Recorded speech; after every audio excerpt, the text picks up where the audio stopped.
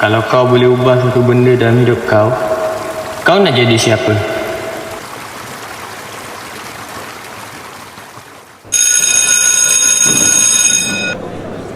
Weh Zul, kau nak mana? Dah macam Usain Bolt aku tengok dia.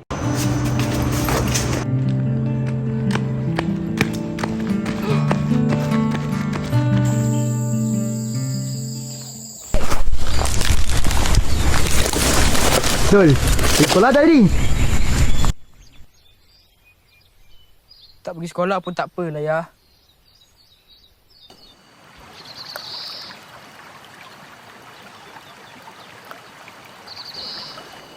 Ish.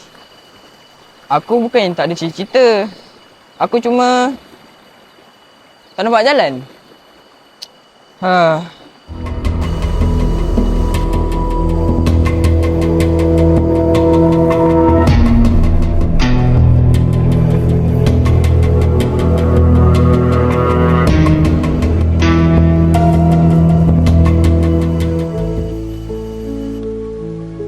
Aku berhenti sekolah sebab nak tolong keluarga.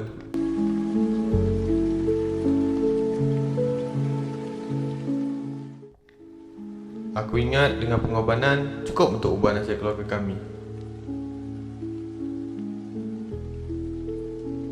Tapi aku salah. Aku tengok orang lain melangkah. Aku masih di sini. Tak ke mana. Aku masih di tempat yang sama.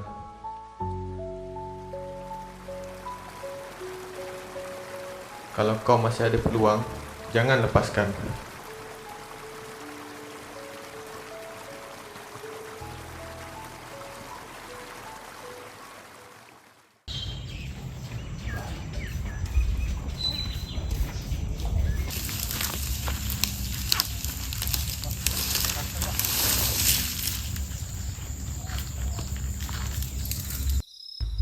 Zul, kau penat ke?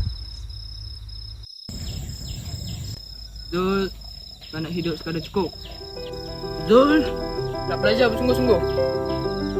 Zul nak jadi orang yang cemerlang. Mungkin jalan aku lambat. Tapi aku belum terlambat.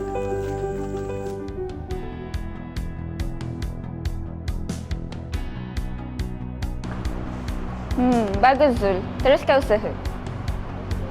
Ush, dah dibersin dah ni.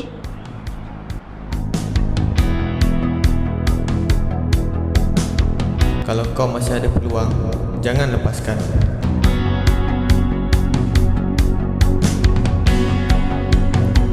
Dulu aku tak nampak jalan. Sebab aku tak pernah cuba cari. Sekarang aku dah tahu. Cita-cita bukan untuk orang yang bernasib baik, tapi untuk yang berani ubah hidup.